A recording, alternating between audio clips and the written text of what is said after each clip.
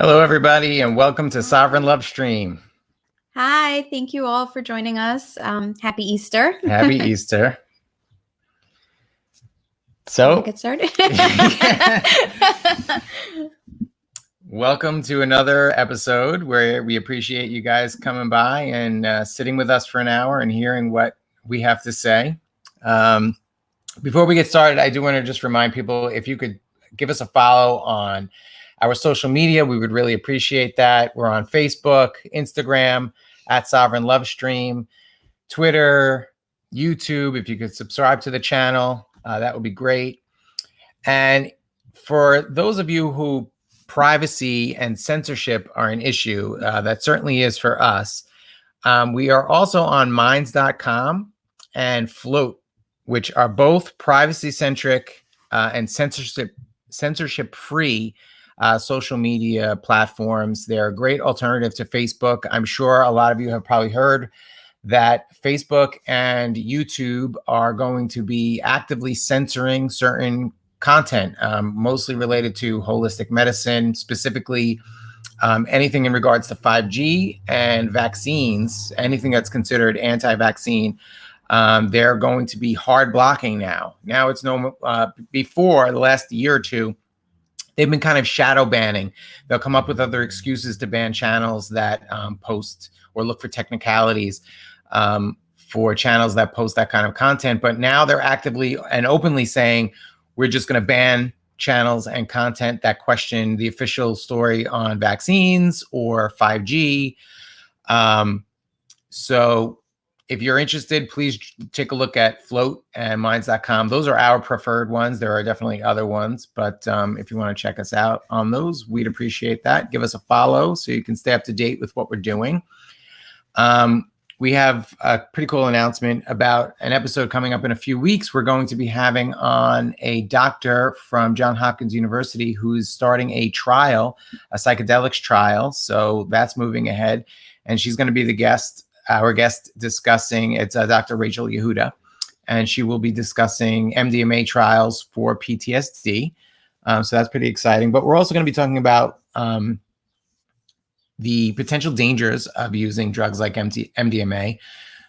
There's a lot of information out there about that, and we want to kind of clear that up and what's true and what's drug war propaganda. So we'll be discussing that as well. And we're also going to be, I believe, discussing integration techniques and uses during therapy. So that's pretty cool. That will be in 2 weeks, I believe, on the 26th. So if you want to check that out. But if you subscribe to our socials, then you'll get all that information and you won't miss anything. So do you want to introduce the topic? Yeah. I mean, I thought we were going to say a few things about Easter first, though. Oh, absolutely. So, all right. I'll just kind of start off with that. I don't know what the belief system is for a lot of our audience, but I will say this, that even if you don't believe in Jesus as the Son of God or as an enlightened being or whatever, even if you don't believe he existed, I think we can all agree from a philosophical perspective that the Beatitudes and the message of loving your neighbor as you love yourself is a great moral foundation. It's a great philosophical foundation as a way to live life. And we believe in that and we live by that. And so we just want to, express our appreciation for the Christ message. Whether it's fiction or not is not really relevant to us because it's still an amazing philosophy. So. Yeah. And I want to say that I'm super excited and super proud of my best friend, Carla Mora, who just finished her 40-day Lent experience. And it was very amazing to kind of hear her experience through her, to experience it through her. And I'm so happy and grateful for all of the things that she shared with me. And I know she'll be sharing on her Facebook page, Hindsight with Carla. So you should definitely check that out if you're interested. One of the biggest things for me, especially during this period of Lent and what a lot of us consider as a sort of forced Lent, right?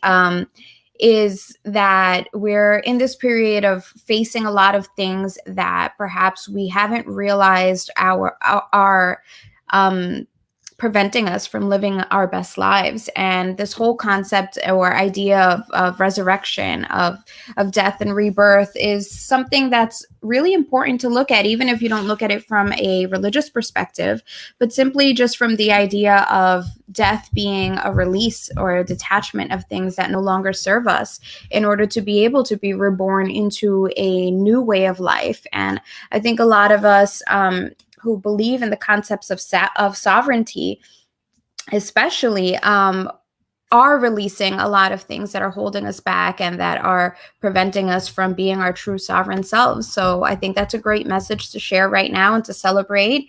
And so we celebrate with all of you guys, and we're thankful for your presence here, for opening up to these ideas perhaps, or sharing in these ideas as well. So thank you. And I think that's also a great segue into the topic that we're covering today, which is conflict resolution regarding gender roles.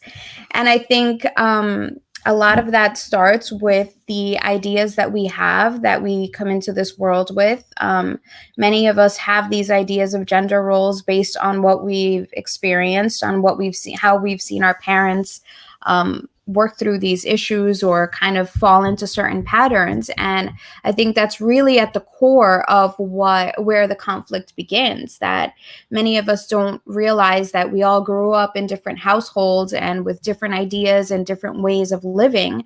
And then we come together as couples with these certain expectations, and we don't even communicate those expectations with each other. And that can create all sorts of conflict, all sorts of frustration, because we're expecting our partners to live up to an expectation that we haven't shared with them. And I think that's the gist of what we're going to be discussing today. Yeah, absolutely. We definitely, in the beginning of our relationship, had a bunch of conflict around this area. I grew up in, I guess I grew up in a household where my mother, for the most part, did not work, at least in the early part of my life. And my dad was the breadwinner, and my mother did all the housework. And I guess in some sense, I just kind of took that for granted, that that's the case and that's the way it is. And that kind of was the same paradigm in my first marriage. And it wasn't anything we really ever discussed. And it wasn't anything like, I was never expected to wash dishes or do anything like that. And so then when we got together and moved in together, that was different because she didn't have that same experience. So we definitely had conflict over things like that. Like, we were both working, and then we would come home and she would have to go to work, again, making dinner and then washing dishes because, she's a little bit of a clean freak and I'm not. So I don't care if the dishes sit in the sink, and, she's the type that she needs to have everything washed and put away before she can feel relaxed enough to get into bed. I didn't understand that. So I was just like, she would get angry at me and be yelling at me for not washing the dishes, or why can't you help me? I'd be like, just leave them. It's not a big deal. Just come to bed. Don't worry about it. Like, what's the problem? And I think that what happened to be what the real issue, I think, at that point was, because I was also the person cleaning the house, the person cooking, it created an issue that if the next morning I had to get up and start preparing breakfast, if all the dishes were still in the sink, that created extra work for me in the morning before making breakfast. And so that created a bit of a frustration in our dynamic. For me, my experience growing up was completely different. My parents have always worked together. They both worked, but they also both did a lot of the cooking and the cleaning. There was a time where my dad lost his job for about a year, and he took over the cooking, the cleaning, the laundry, getting the kids to school, taking care of everything. And there was no question about it. And once he went back to work, it went back to, they were dividing the responsibilities in the household. And there was always lots of communication. Danny and I have shared in the past that we both were previously married. And one of the big things that came up in my first marriage was that once I got married, things completely changed. And I had no idea why they changed. I was confused. My ex-husband would get home from work and eat dinner and then go sit in front of the TV and completely ignore me the rest of the evening. And it was so confusing because that was not at all our experience when we were dating. And towards the end of our relationship, when we were finally discussing these things, he just kind of said, well, that's what I experienced at home. That was what my parents did. My dad came home from work. My mom fed him dinner, and then he would grab a beer, sit in front of the TV, and that was it for the rest of the evening. I didn't experience them having any type of other communication or any type of really interaction. So that was, that was what his expectation of marriage was. And I was completely on the other side of the spectrum, where even as I got older and my mom was, became a stay-at-home mom, when my dad came home from work, it was like she would drop everything and they would sit and kind of discuss his day, discuss each other's day, and have all of this communication. I experienced communication between my parents throughout my whole life. So it was like a shocking experience to have all of a sudden a husband who came home and wanted nothing to do with communication or interaction. And so, had we had this discussion in the beginning of our relationship, perhaps we would have known what to expect from each other in the relationship. And I think that tends to happen, going forward. Then in my relationship with Danny, I wanted to express myself and say, I'm not going to sit back and just quietly deal with everything. We need to talk about these things. We need to talk about our expectations. It was frustrating in the beginning to have to come home from a long day of work and make dinner and then clean up after everybody, and then, get up the next day and do it all over again. And it wasn't until we started communicating. And the thing is that not all communication is equal. Definitely not. There's a huge difference between why can't you help me around the house and, hey, can we sit down and maybe come up with a plan that works for both of us where we can divide this work so it's not all on me. I just want to address one of the comments in the chat. Rebecca is saying that, you can see her comment, and absolutely, Rebecca, I 100% agree. I was kind of giving you my kind of thought process before I really appreciated that. I was a lot less conscious in the beginning of our relationship, and yeah, absolutely. Stay-at-home moms work hard. And, I should have known better because I was a stay-at-home dad with my son for the first couple of years, 2.5 years or so. So I really should know better, but, it was just some kind of subconscious thing, right? Where it was just what was expected. The women, these are like traditional roles that are kind of, I don't want to say enforced or imposed, but it's kind of something we take for granted. It's something that our society just kind of takes for granted. And unless we take the time to consciously think about it, which is what those conflicts in the beginning of our relationship did, by her being frustrated at the fact that she had to be commuting home from the city. It took her an hour to get home during rush hour traffic. I didn't have to commute. So, and then she would have to cook and spend an hour cooking and then cleaning up and all that. It took me seeing all that frustration, and it took a while of me seeing that frustration, and then for her to communicate it with me, for me to finally get it. And yeah, sometimes men can be hard-headed because we're not as, I guess, emotionally tuned a lot of times as women are, or I was never taught to be tuned to the emotions of my partner, right?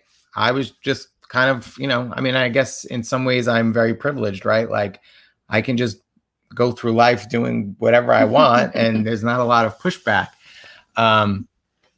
But yeah, there was a lot of fighting for sure. Yeah. Vanessa didn't always communicate in the way that we do now, where she's much more empathetic. She can present things, but we'll get into that, right? Yeah. One of the things that I think comes to mind, talking about the different gender roles and communicating through this entire situation, through all of relationships, I think, is that I think a lot of women are a lot more intuitive. They have, I guess they're tapped in a little bit more to their intuition. There's this maternal instinct that many women, and not every single woman, but I think a lot of women have this maternal instinct. I have a habit of paying attention to what everyone in the household wants. Like, I know when Xander's going to be hungry because I know the last time he ate was this time. So I'm like, okay, in a couple of hours, he's going to be hungry. I got to start getting ready for lunch. I know when you're planning, I kind of keep a mental list of what's going on in the household. That's just how my brain works. I think there's the logical brain also, and I think there's scientific research backing up the fact that men definitely use more of their logic brain, and women tend to use more of their intuitive brain. And can you talk a little bit more about the science? Yeah, I mean, well, there's the cerebrum is more of the logical brain, and the cerebellum has a little bit more with the intuition of it all. And women have generally a more developed cerebellum, which then translates into us using more of our intuitive mind. And I think that what winds up happening, and that's not to say that men don't have intuition and women can't use logic. Of course. It's just more of where our inclinations are. And I think that that's also it changes, it varies person to person. It's not like a hard rule that women are more intuitive and men are more logical. That's just our percentages of the way we use our brain operate that way. And I think it's also important to note that it's not necessarily tied to sex either. There can be men who are more feminine or women who are more masculine. It's whatever your kind of dominant archetype or energy is going to be. You might be more masculine or feminine, and regardless of your sex. Exactly. So what winds up happening is, in a situation where, for example, I tend to be a little bit more intuitive, I then expect him to be that way too. Oh, if I know when he's going to be hungry, if I know when Xander's going to be hungry, then he should know when I'm going to be hungry. And that tends to I don't even listen to my body when it tells me I'm hungry. Sometimes I'll go all day without even bothering to eat. Yeah, there are times. So I'm certainly not going to know when she's going to be hungry. There are times where I'm like, "Are you hungry?" He's like, "I've been starving for like 3 hours." Like, why haven't you said anything? So I think that what winds up happening in some cases, or at least for me, is that I have this expectation that then he knows what I'm going to want, or he knows when I'm going to need something. And it creates this frustration when he doesn't read my mind. How could you not read my mind? And I think that's where the communication comes in, where once we start speaking honestly about what we want from each other, what we expect from each other, a real conversation can be had. And this requires vulnerability. And I think as a society, we're taught not to be vulnerable. It's scary to be vulnerable. What if you're vulnerable and the other person doesn't understand you, or doesn't care, or isn't empathetic about it, or honestly just intentionally hurts you, intentionally takes that vulnerability and uses it against you? So we have all of these defense mechanisms that prevent us from opening up and saying, hey, this is what I feel, this is what I want. And instead we start using sarcasm, passive aggressiveness. We start using all of these defense mechanisms to communicate, and it doesn't work. Then the other person is going to get defensive. The other person's going to be hurt. And then we're not having true communication. Yeah. And I think it wasn't until we started opening up to that true communication, that real authentic communication, that we finally started coming to agreements, making new agreements, because we have these old agreements that we come in with, that we grow up with, and we think, all right, well, mom does all the cooking, so, it's the female's job to do all the cooking. And within your partner, what if I didn't like to cook? What if I didn't know how to cook, or didn't have, an interest in cooking, but you did? We can change those agreements. And I think we don't have to stick by them forever. Or what if neither one of us like to cook and we just like to order out all the time? Exactly. I think that's a legitimate life choice too. So I think, a lot of that communication came through with, learning the concepts of nonviolent communication, learning about how to ask for things. I think we do live in a society where we're taught not to ask for things. It's almost like there's either an expectation that you're going to get it or you're not going to get it, but don't ask for it. I want to just discuss this comment here that Victor's making, that narcissists will use your vulnerabilities against you. And I can say, as someone who, I don't know if obviously I wasn't, because I was able to heal myself and come out of it, but I am someone that tended to be, especially in the beginning of our relationship, a narcissist.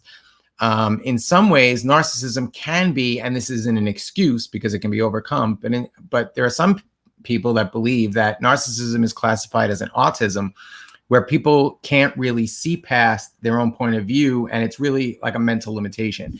Now, that may be true if there's a clinical diagnosis. I can't really speak to that. But in my case, my narcissism wasn't really, or a tend towards narcissism was not really, I don't believe, any kind of physical limitation or chemical limitation. It was just, I had never really been challenged on my views. My first wife did not. I guess the agreement worked for us. Or the assumption or the subconscious agreement that we had.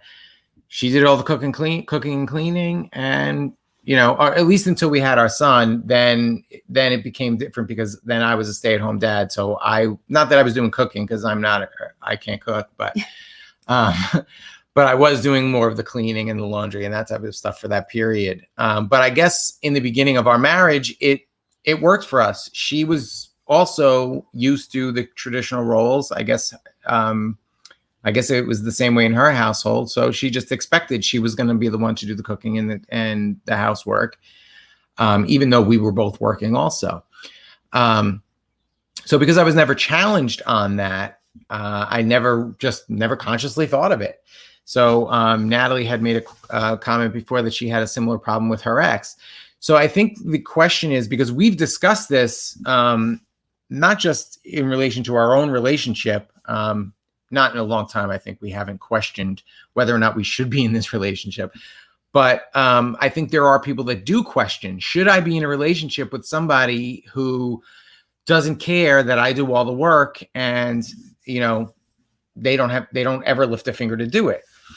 I think as long as you are willing to be vulnerable and tell them what those needs are, and then if they, just continue, and I'm not saying you tell them once, these patterns are ingrained in us over the course of our lifetimes. So these are conversations that we had many times before I finally got it through my thick skull, right? I think the criteria of deciding whether or not this is a relationship I should continue to invest in is the person willing to make honest changes? Are they willing to look at their behavior, even if it takes them a little bit of time to really internalize it and figure out? Because it definitely took me a while. Or are they just completely dismissive and just say, well, this is how I am and I'm never going to change? Although I actually said those things too. Yeah. So, I don't know, maybe rely on your intuition. I think there's you can kind of see when there's an intention to at least try to make it work, right? There were many times in the past where Danny did say things like, this is just the way I am. I'm never going to change. But I can make an effort to work with you in this area. Right. And I think that's very important in a relationship, that there has to be a willingness on both sides to be able to work through an issue. And yeah, there are many things that at times we feel like this is just who I am. It's a personality trait. And the truth is that's a very self-limiting belief. We have the capacity to change just about anything about ourselves. I mean, that's a whole other topic in and of itself of what our beliefs are in terms of that. But I think that there is a willingness, if there is a willingness to try to work through certain difficulties within the relationship, regardless of whether it's about gender roles, whether it's about any other aspect of the relationship, that's kind of how you know when you're where you, I guess, have this faith that the relationship is going to overcome that particular obstacle. I think the vulnerability part is important. You're right. Yes, there are going to be people that may use that against you, but wouldn't you rather know that this is the type of person you're in a relationship with than to continue living in a relationship where you can't be vulnerable? Mm-hmm. I mean, you can't be authentic. How authentic is the relationship if you are not able to be vulnerable in the relationship? Yeah. And if you don't ever become vulnerable with them and then find out, oh, this is the type of person that's going to take my vulnerabilities and use them as a weapon against me. I mean, at that point, you can make a decision and say, okay, I don't think I should be in this relationship anymore. This is really going to be abuse. But if you just kind of give them their way the whole time, is there really any difference? Right? If you're not being vulnerable with somebody and you just give them their way all the time because you don't want conflict, is that any different than being vulnerable and them using it against you? It's really ultimately it's the same thing. So yeah, I would say be vulnerable, find out if that person is going to respond to your vulnerability with empathy. And again, there's a learning curve. It took me a long time. I'm still learning how to be empathetic with certain things. We've been having, some challenges this week where some of the things that she's been feeling have triggered wounds from my childhood and wounds even from my past relationships that make it hard for me to empathize. So she'll tell me something, she'll give me a criticism, even a mild criticism, and it invokes this feeling of like things my mother used to say to me when I was a child that wounded me, and I just go into defensive mode, and it's like almost impossible to empathize because I can't hear what her feeling is. I can't hear the frustration or the pain that she's trying to communicate. All I hear is, you just attacked me, because it conjures up this emotion from my childhood when I felt attacked by my mother. So, and I think that's part of what you want to look for in a partner is your partner willing to look at those things? Like now I'm in a place where I I may have that reaction in the moment to what she's saying, but then after an hour or two, or after a couple of discussions, I can realize, oh, okay, wait a minute. I felt attacked, not because you were attacking me, but because it reminded me of this thing my mom said, and it made me, it conjured up that emotion. So is your partner, are you willing to do that work for yourself to see what old wounds your partner might be triggering in you, and is your partner willing to do that? If you guys are both, even if you're struggling with it and you fail to do it at times and you have conflicts anyway, as long as you're both committed to that process of doing that internal work of integrating those old wounds, then I think, yeah, you can stay in that relationship. Then questioning the relationship isn't necessary. If they're not, if they refuse to look at their childhood wounds, over a long period of time, then yeah, I think probably you would want to reevaluate that.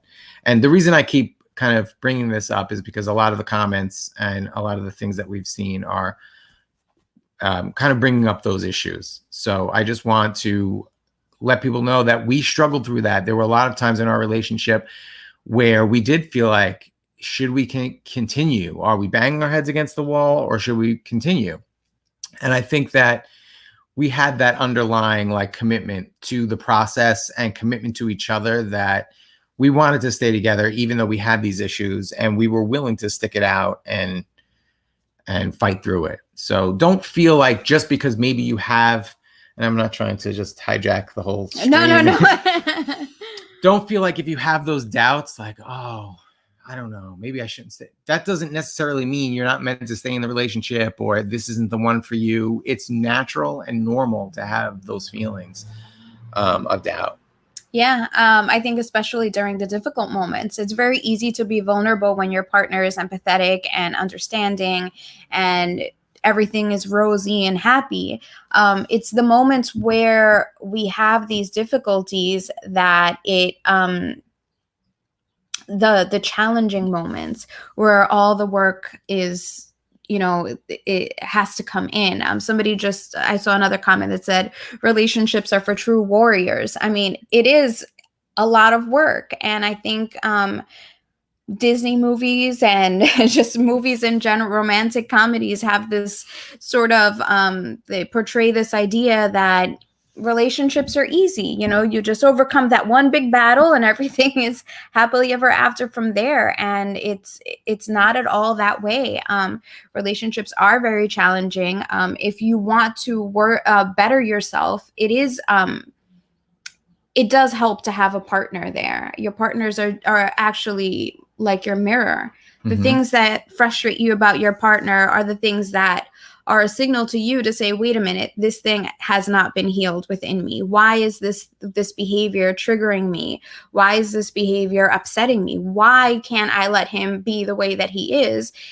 If I'm happy with myself, it shouldn't be a problem, right? So these things that trigger us, these things that hurt us, that bother us, that annoy us, are all areas that we can look at within ourselves to say, wait a minute, what part of myself resonates with this? What part of myself is attracting this behavior, this irritation, this contrast in my life? And I think we were having this conversation yesterday about we woke up yesterday and we are just kind of going about our day, and Danny was watching a couple of videos that I had no interest in. I was like, I don't want to hear this. I walked out and went about to do some stuff on my own. She doesn't like my conspiracy theory videos. And so I had this moment of sitting in the living room. I had picked up a book for myself and I was going through it, and I was doing these meditation exercises that I've been wanting to do, and sometimes I feel like I don't have the time for, or I just haven't made time for. And I sat there thinking for a moment, and I was like, this is exactly, I don't know how many of you are familiar with Abraham Hicks, but my friend sent me a video regarding relationships, and basically what they were saying is to be grateful for the contrast. Contrast leads to expansion. And here I was in a moment of contrast, right? I was like, I have no interest in this. Why is he watching this? But at the same time, he's free to watch whatever he wants. He's free to feed his brain whatever he wants. Obviously, I mean, that's the whole point of a sovereign relationship. We're sovereign beings. Yep. You are free to watch and consume whatever media interests you. But this contrast sort of created the space for me to go find some time for myself and do the things that I had been interested in doing. And I did it with such a sense of gratitude in that moment of, wait a minute, contrast doesn't have to be bad. The fact that we have different opinions, different likes, different interests, it creates the opportunity for us to delve into these things on our own, to be free on our own. We are sovereign. We get to experience life together. We've chosen to experience life together, but that doesn't mean that every single aspect of our life has to exist in a place of complete harmony. That disharmony opens us up for other things, opens us up to learn new things about each other and about ourselves as well. So I think that was a huge moment of clarity for me, where I was like, wait a minute, there's nothing wrong with this. There's nothing bad about it. And I think we operate under this misconception that we have to agree on everything. Otherwise the relationship is ruined. And well, that's definitely not true for us. We do not agree on everything. Patricia Croft made a comment that I'm interested in. Oh, no, that's not it. Hold on. Oh, now it disappeared. Oh, here it is. Here it is. She said that, I assume you're saying my stance is self-indulgent. I'd love to hear more. If you could leave another comment, we'll go into that. We'll address it if you're willing to expound on that. Because there was a time that I was very self-indulgent, as I'm describing, with how I, would just let her do all the work. But I try not to be. So I'm definitely interested in that perspective. I think there's also a conversation happening in there, so it might be referring to someone else. To that. But yeah, I'm always down to self-examine. So if you see something there, let us know, and I'd be happy to address it or think about it. I think one of the other topics that we were not topics but subtopics regarding how to communicate within the couple and asking for requests was making requests, right? I think we in the beginning of our relationship, when we were struggling and trying to find ways to work through things, we did go to therapy for a while. And one of the things we learned was making requests. And it was, I think, one of the major things that we also don't take into account is that we all have very different love languages. Mhm. And I think that tends to get lost in the way we communicate with each other, the way we experience the relationship. Absolutely. I think that what tends to happen is that we assume everyone has our same love language, and Yep. so I can do a million things in expressing my love for Danny, and if that's not his love language, he's just like, "Why do you hate me? Why don't you love me?" My love language is affection. So I need a lot of close physical affection. So yesterday we had this little disagreement about me watching the conspiracy theory videos. She got up and went in the other room, and I kind of felt insulted, like, oh, now she wants to separate herself from me. Why? Because I'm watching some videos. And so after a little while, I went in there and I followed her, and I was like, why do you hate me? Why are you hiding from me in here? So, I mean, it's kind of a silly example, and I didn't literally take it. I was kind of joking when I said that, but I was a little bit making fun of myself for kind of having that feeling. But, I went in there to give her a hug and be like, just because I'm watching these videos, don't leave me. And I wasn't leaving him. And so for me, I can leave the room and say, wow, I have all this time now to do my meditations, to work on myself. And in a way, that's an act of kindness also, because I'm not fighting with him. I don't have to fight with him and say, I don't want you to do this. Are you watching that garbage? And so instead it becomes it becomes a different form of communication. I think once we've learned to identify our love languages, for me, like acts of kindness is more my love language. Like when I wash the dishes for her. Like if he, after dinner, he says, don't worry about it, I'm going to take care of all the dishes. I'm like, oh, thank you. That's so sweet. And I feel that as a form of affection. And if I spend the day away from him, but while we're like, sometimes he's in the bedroom and I'm in the living room, that doesn't stop me from getting dinner ready, bringing snacks in sometimes, making something for the both of us and sharing with him. And so to me, I'm showing my love this way. But if I'm not being physically affectionate, there are moments where he might have this feeling of like, you don't love me. If when she delivers those snacks, I don't get a kiss, then you might as well keep the snacks. That's not necessarily true, but no, I'll still take the snacks. But.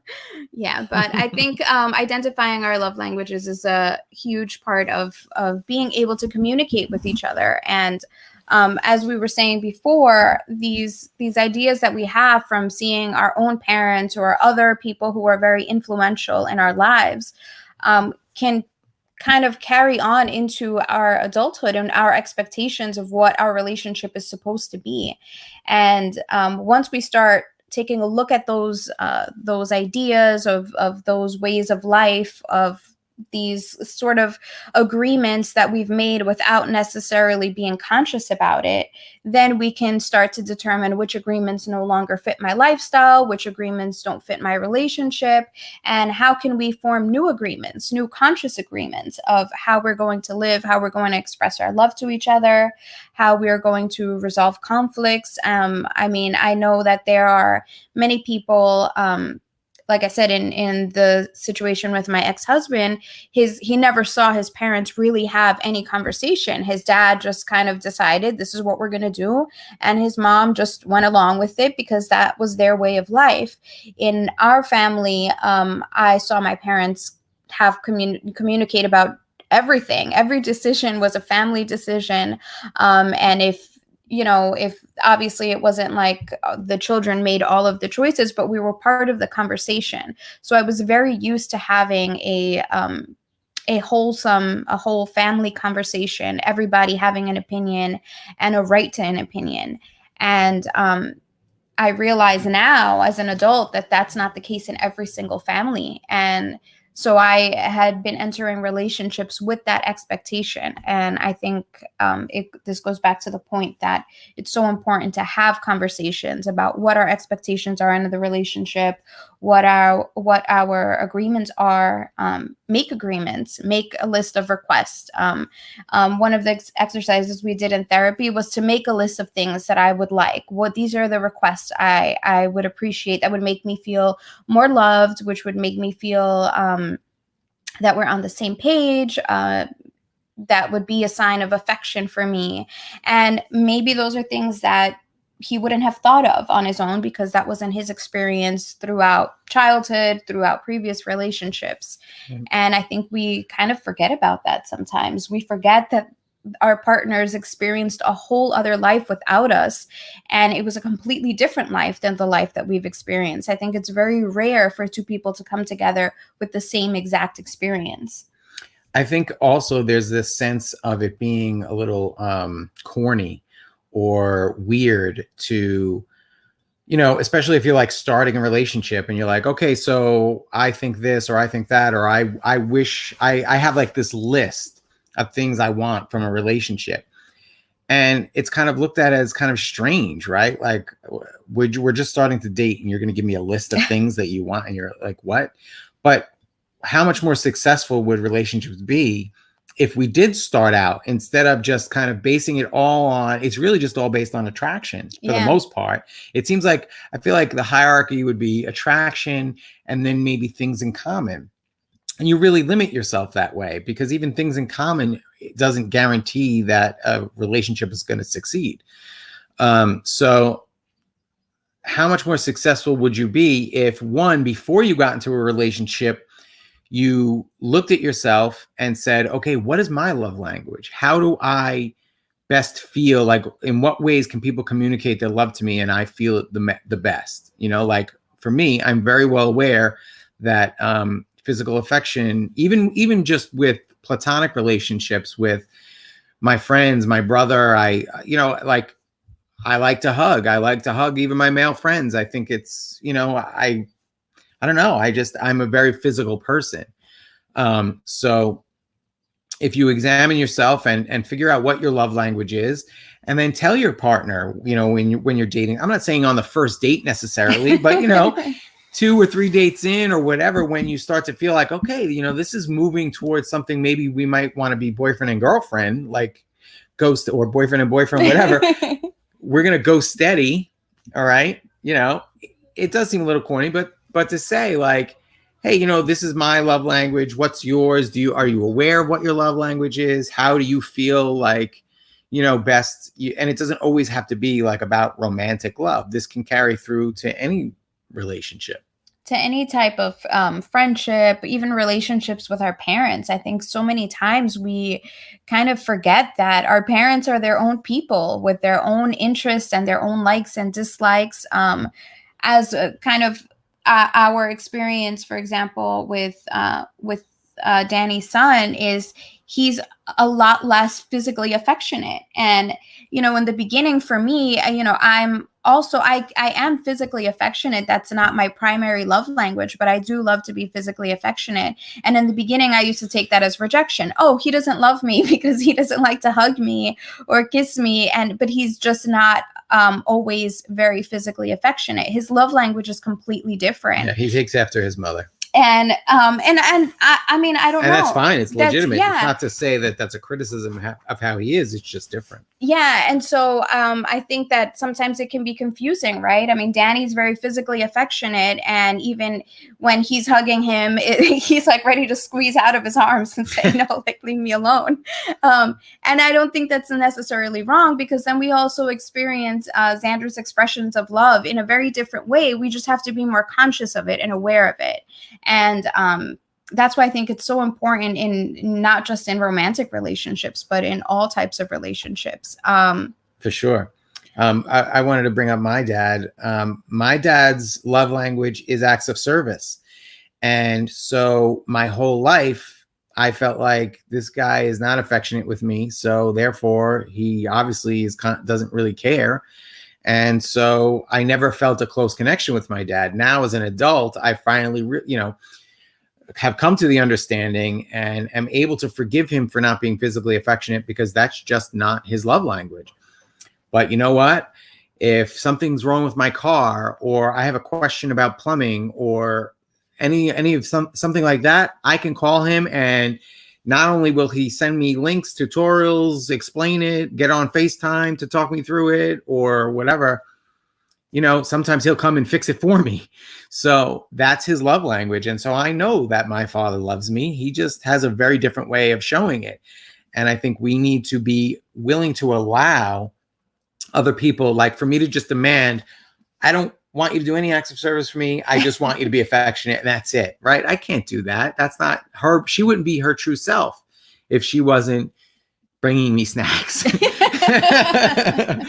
Right. I can't make demands of other people. I have to be an allowance of what other people, of their love languages and how. And so I think if we do that, if we can become more conscious of that, we will take things a lot less personally when we feel other people are not loving us the way we want to be loved.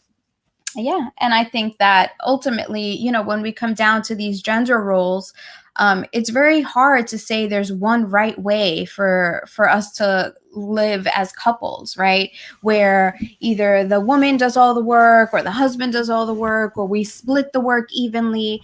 I think it's a matter of what works for everybody, what works for us as individuals, and communicating that, being vulnerable about it. We kind of get stuck in trying to figure out what the right way is, and that it's going to be this universal way for everybody, but we're just so different with so many different experiences.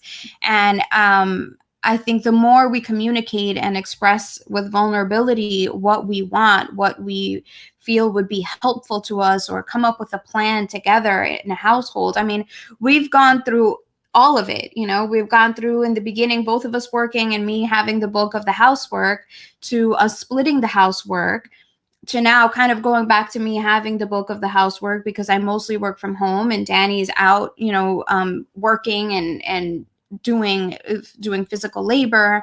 And so it's natural for us now. We've kind of fallen into a rhythm that works for us.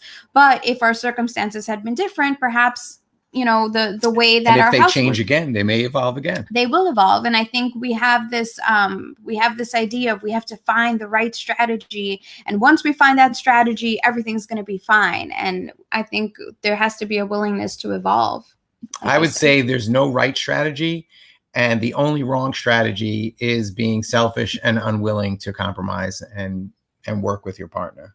Just being demanding. To me, that would be the only wrong strategy, to just demand people, comply with how you want things. But other than that, as long as it works for the both of you, I see Raj saying that he's poly. He's been poly for 20 years. Man, if that works for you, that's awesome. There's nothing. Yeah, as long as everybody's happy in the situation. I think, that's probably one of the most limiting ideas that we could possibly have, is that there is just one right way, whether it's spiritual beliefs, whether it's parenting, relationships, gender roles. There is no one right way.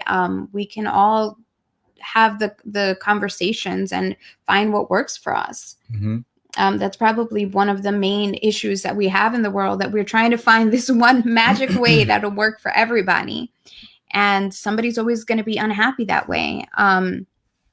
In terms of also, one of the questions that came up with that topic, with the gender roles, how to establish them and how to deal with resentments that come up afterwards. And I think ultimately the resentments come up when we don't communicate. Mm-hmm.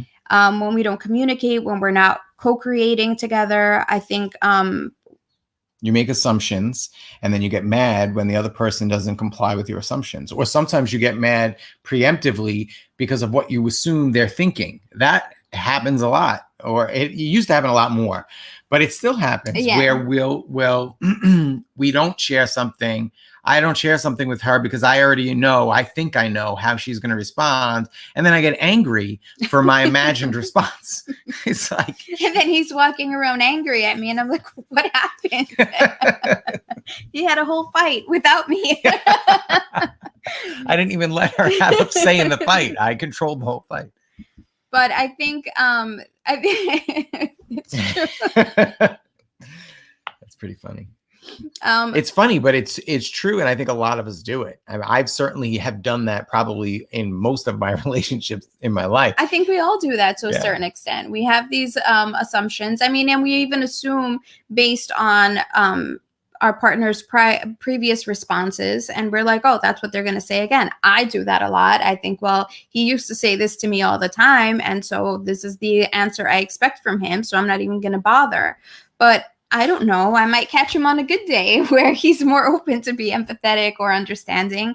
And that will change, you know, as we're working through this, as we're navigating through our relationship, our responses are going to change.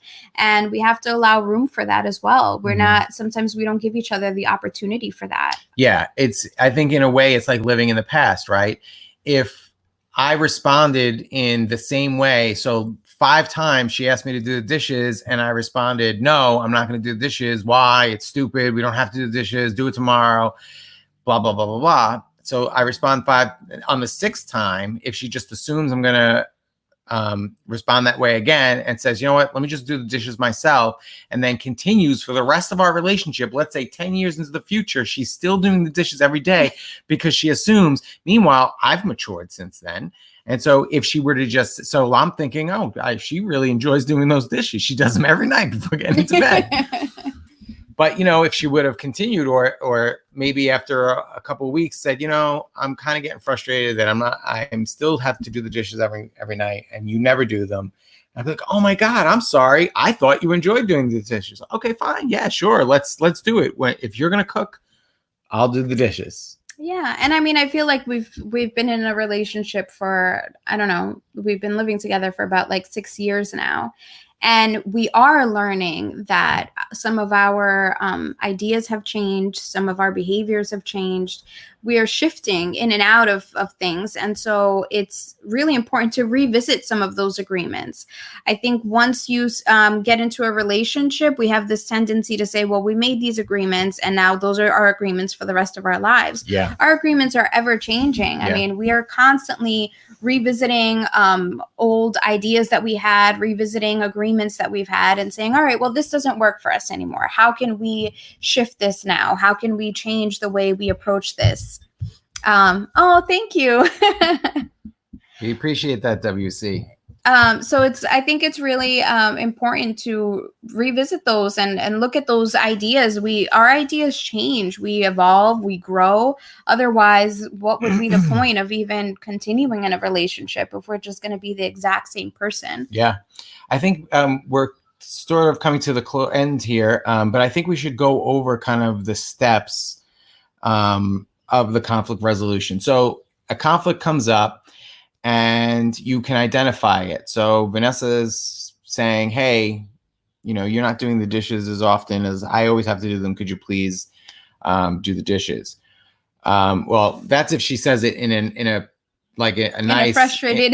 No, I would say that would be like even a frustrated way, because it's simply, I mean, once you identify the issue, I feel like I'm always doing the dishes, right? That would be the issue. Okay. So then my job is to empathize with that instead of getting defensive, like, well, you don't always do the dishes. I mean, I think I do them sometimes. No, my job would be to be empathetic and say, oh, so you're frustrated because you always have to do the dishes? I was under the impression you enjoyed doing the dishes. Okay. And then from there, we say, all right, well, I've kind of taken up the role of doing the dishes all of the time because I don't feel like it doesn't seem like you have any interest in helping with that.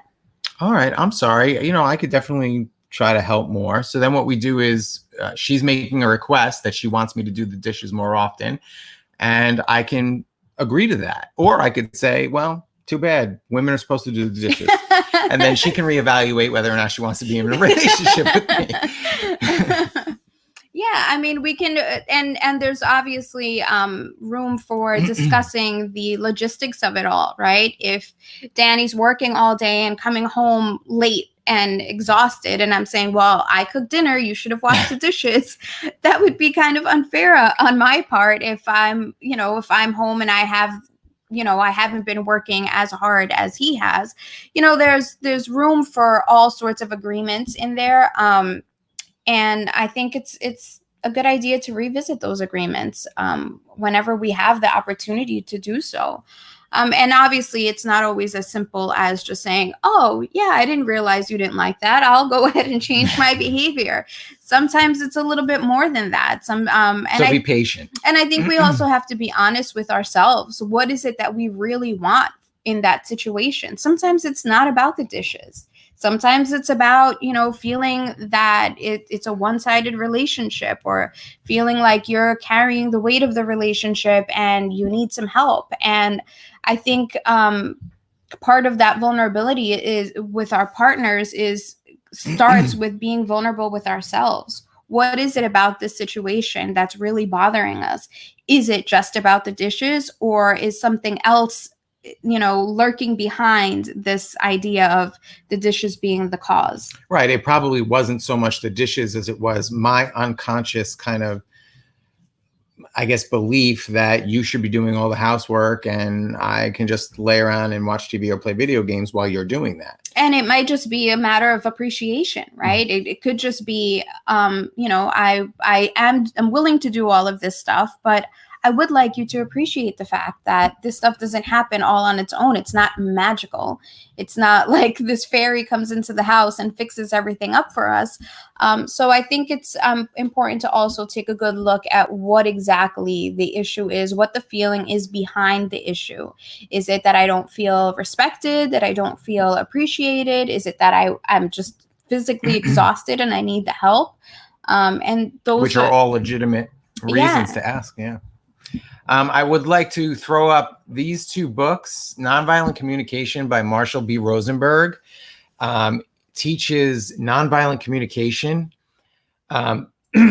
This book has been really instrumental in helping us learn a lot of the techniques, which we really just shared one of them today during the show. And Getting the Love You Want by Harville Hendrix, that really takes nonviolent communication and applies it very specifically to intimate love relationships. So both of these books are great books. They're filled with great, like very practical ways of helping you implement conflict resolution into not just your relationships, but your daily lives. So we both highly recommend those books. Whenever our friends are telling us that they're having issues with their relationships, we always recommend those books. And it also helps they help you, especially Getting the Love You Want, kind of helps you identify those childhood traumas, those core wounds that we're carrying that trigger these issues with our partners. It kind of gives you a deeper look as to why you select the partners that you select, how you're trying to revisit some of those traumas with your partner, and why sometimes it seems harder to resolve the issues that would be simple enough if it weren't for your partner. I mean, I feel like sometimes we have a lot more patience for other people than our own partners. So it's a good way to look into why our partners are so triggering to us. So we highly recommend those books. There have been times that in the middle of a fight, we pull out the book and it's like, wait a minute, I'm pretty sure I read about this here. So what's pretty interesting about Getting the Love You Want is that your mind will really be blown when they kind of teach you how to figure out like what it is about your parents that made you choose your current partner. That will like, it's, oh my God, like you really realize it. I'm with you because you're just like my dad or just like my mom. And this is why. And we're trying to heal our relationships with our parents by working those problems out between us. And you know what? I'm proud of us because we are working out those problems. Yeah. We're not just living with them and hating each other over it and like secretly like developing these resentments towards each other. We actually are learning. And look, it's not perfect. We had a fight this morning before the show. I mean, we're not by any means, we're not trying to make it seem like we're preaching to you guys or like that we're perfect. We are struggling through this and we're really just sharing what we're learning with you guys in hopes that maybe it helps somebody else too. So somebody recommended Handbook to Higher Consciousness. Oh, that sounds interesting. All right. If anybody wants to check that out, thank you, Flatlander. We can check that out. Carla says, I love the story about pulling out the book when you're in the heat of it. Sometimes that's what it takes. Yeah. Sometimes that's like a wake-up call, right? Like she'll grab the book and start flipping through, and I'm like, oh, something's happening here. We're in the middle of a heated argument now, so we need to take a time out. And sometimes that's all we need. I think our egos our defense mechanisms can escalate to a point where we have a hard time actually seeing the root of the issue or the real reason that we're arguing, and kind of taking that pause is like, wait a minute, how did we get to this argument from the original comment? And if we map it all out, we can figure out where the triggers happened, where the defense mechanism started popping up. And it takes a lot of practice. I mean, we're still struggling through it. We still have huge arguments at times. We can still spend moments with resentment and anger, but I think we're learning to identify those core wounds and those triggers a lot quicker. And so we hope some of this has been helpful in even a tiny way to you guys. And thank you for all of your comments. We hope to, we're going to, leave any comments, any questions that you have for us. Show ideas, topic ideas. Yeah, we'd love to hear feedback. Yeah, absolutely. So I think that's it. Yeah. Thanks everybody for joining us. Once again, I want to remind everybody, if you could go follow us on social media, really appreciate that.